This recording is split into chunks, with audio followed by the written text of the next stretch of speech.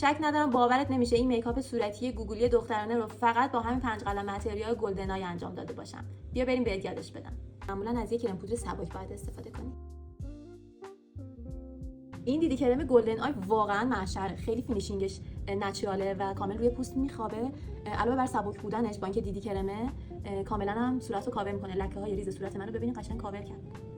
من کانسیلر رو رنگ روشن انتخاب کردم. پشت پلکمم میزنم. چقدر بافتش خوبه. از این رژ لب صورتی خیلی خوشگل گلدن آی به این قسمت ها میزنم. یه کوچولو هم این قسمت فیدشون میکنم.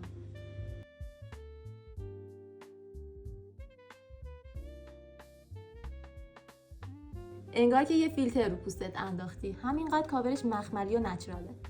یعنی لحظه شماری میکنم برسم به این قسمت. برای این رژگونه من هلاکم. شما رنگو ببین، خیلی رنگش قشنگه. رژگونه پودری رو دقیقاً همون جایی میزنم که رژگونه یا همون رژ لب مایه رو زدم به گونه‌ام.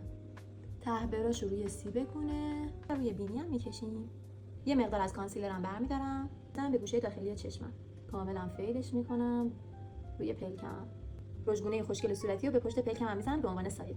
کامل روی استخونه ابرو فیدش میکنم. دقیقاً اینجوری. چقدر خوشگله. این رژ لب گلدن آی رنگش خیلی دخترونه است. شما فقط ببینید، من دیگه چیزی نمیگم. رژگونه پودری وسط لبم میزنم.